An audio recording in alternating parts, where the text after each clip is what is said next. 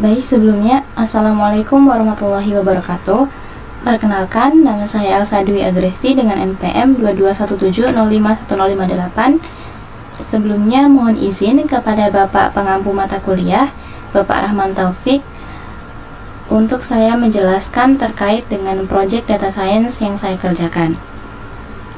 Sebelumnya di sini mohon izin Bapak, saya akan menjelaskan terkait dengan business understanding.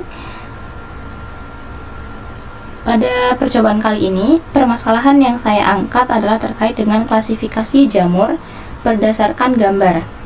Yang dimana di sini terdapat sampel datasetnya, yaitu terdapat edible dan poisonous untuk klasifikasi edibility-nya. Namun sebelumnya, di sini saya akan menggunakan dua tahap. Tahap yang pertama yaitu klasifikasi genus. Klasifikasi genus yang di sini menggunakan 8 genus. Dan dilanjut dengan klasifikasi edibility yang menggunakan dua label, yaitu label edible dan juga label poisonous.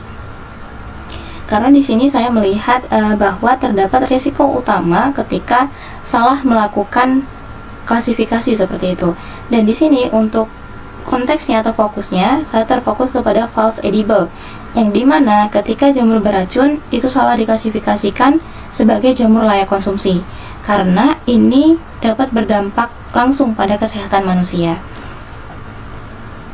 Sehingga tujuan utama dari saya melakukan percobaan ini adalah bukan untuk meningkatkan akurasi, namun untuk meminimalkan kesalahan dari false edible.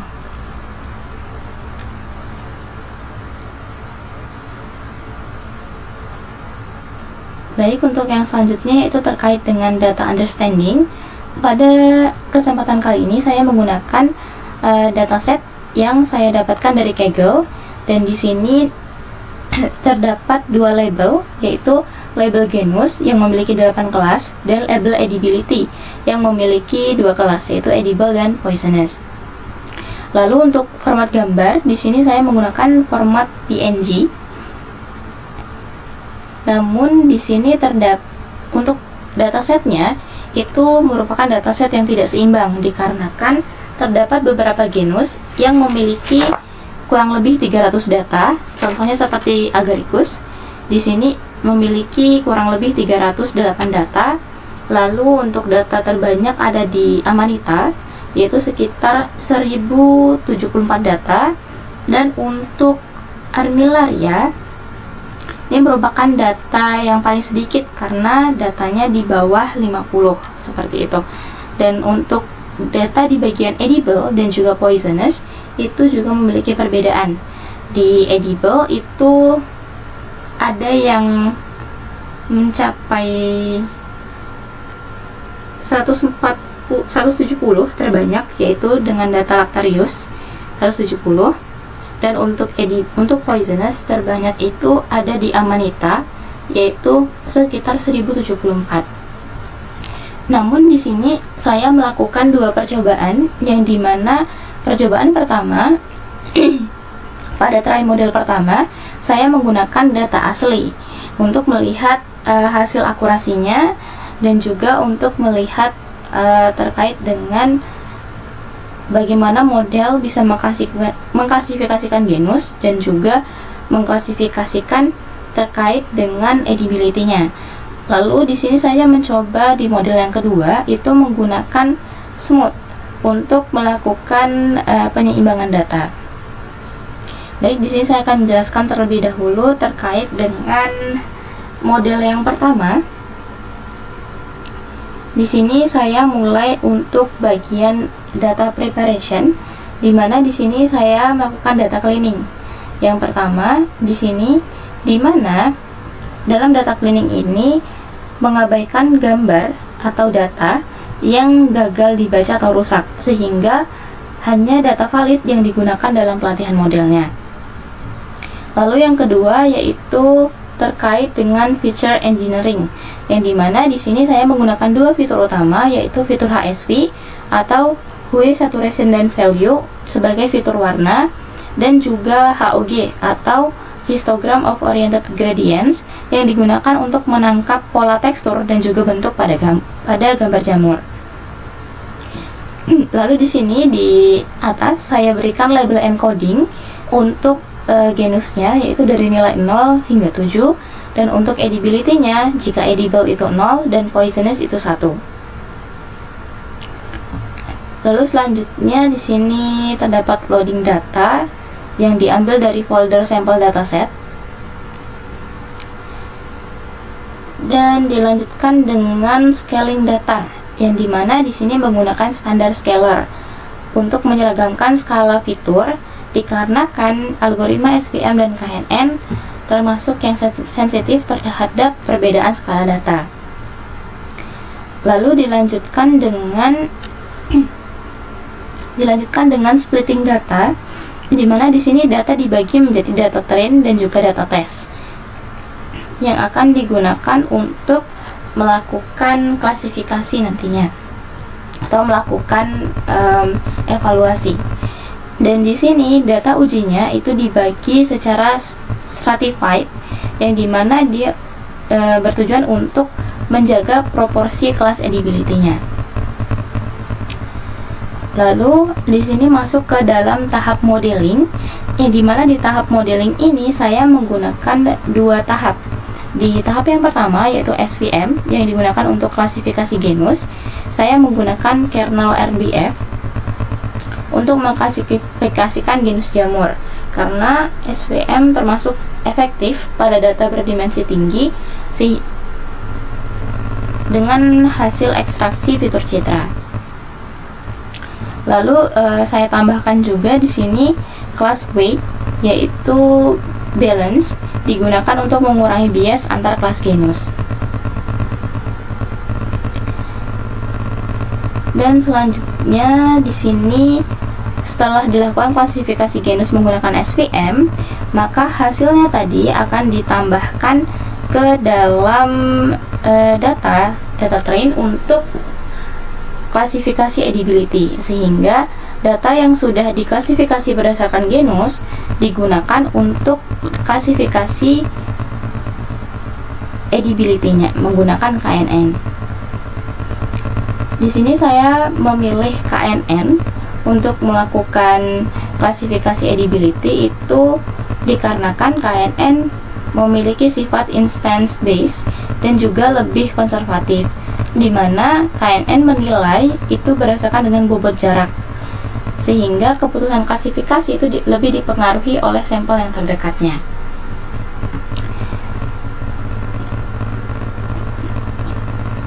Baik, di sini terdapat algoritma untuk melakukan klasifikasi menggunakan KNN berdasarkan dengan data yang sudah diklasifikasi menggunakan SVM.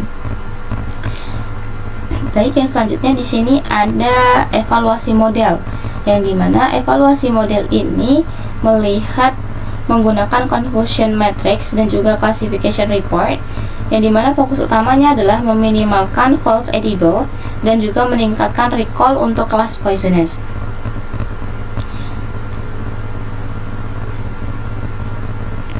Baik, di sini sebelumnya sudah saya coba untuk running, dikarenakan jika mencoba running ulang itu akan memakan waktu yang lumayan panjang. Baik, mohon izin Bapak untuk menampilkan hasilnya.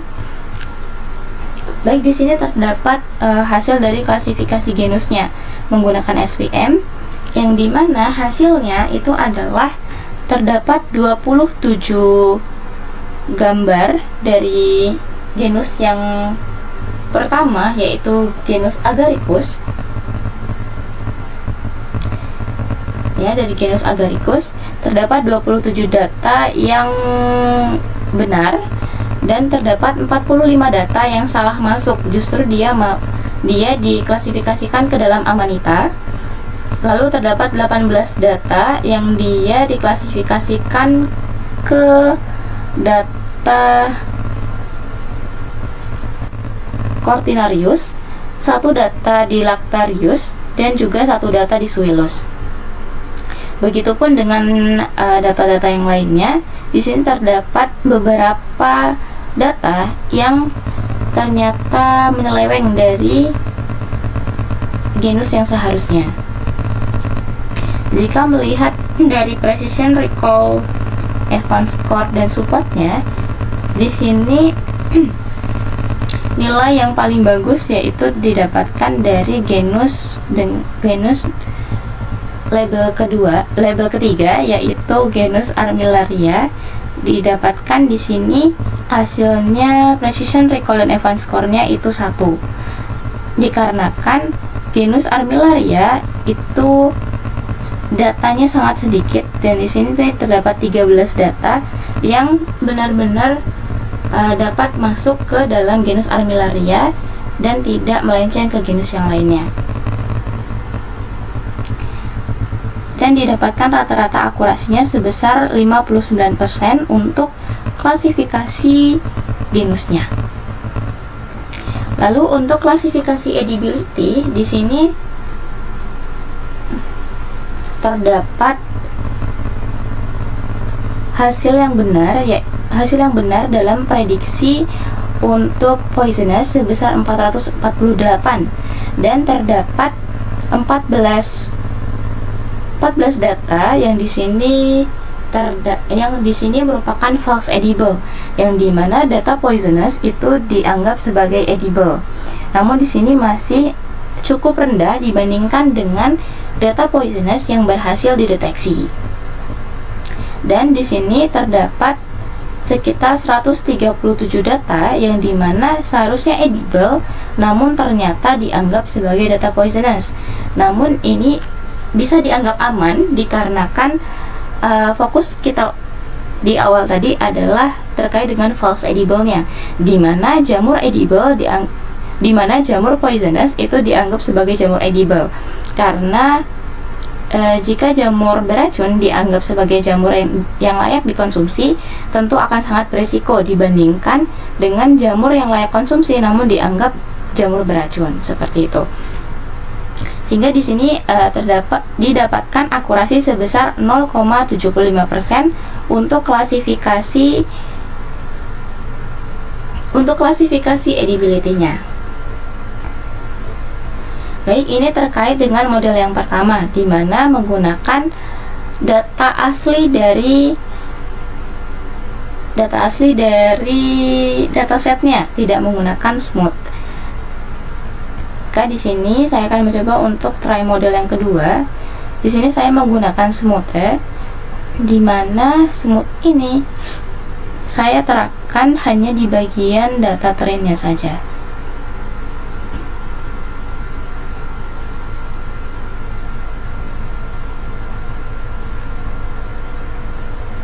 Di sini saya menggunakan smooth untuk di bagian data train agar dia bisa lebih seimbang. Di sini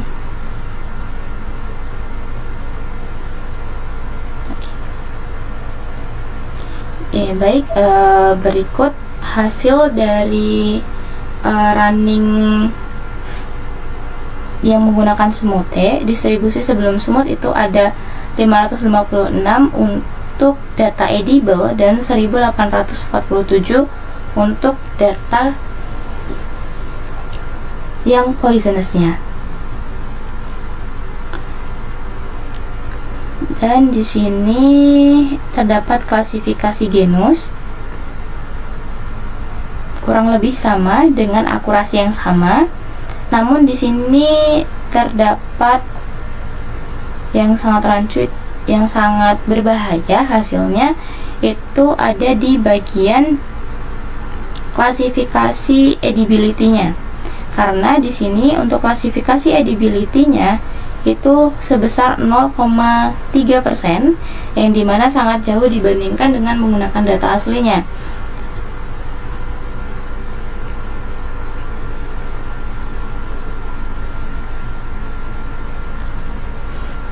Yang tentu di sini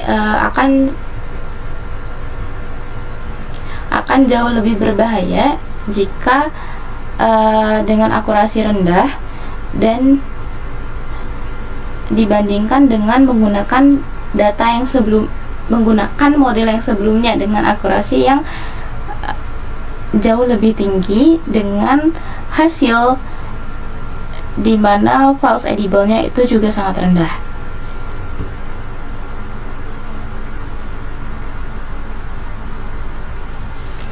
Baik, mungkin sekian Bapak penjelasan terkait dengan model yang saya buat untuk klasifikasi genus dan juga klasifikasi edibility-nya. Selanjutnya saya akan melakukan demo untuk web singkatnya untuk melakukan klasifikasi terkait dengan jamur yang layak konsumsi ataupun jamur yang tidak layak konsumsi, yang sebelumnya dilakukan klasifikasi genus terlebih dahulu.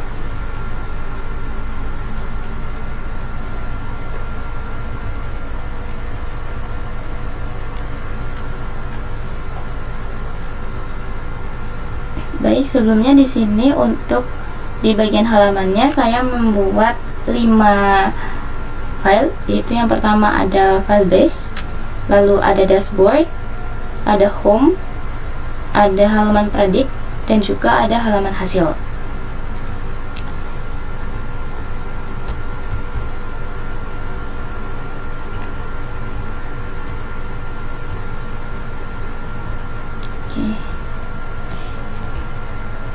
Oke, baik.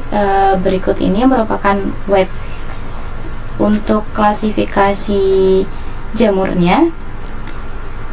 Sebelumnya di sini bisa buka dashboard untuk melihat informasi terkait sistemnya, arsitektur model apa yang digunakan, dan juga fokus keamanannya itu ada di mana. Di sini akan saya langsung lakukan coba prediksi, yang dimana untuk coba prediksi di sini diminta untuk mengupload gambar.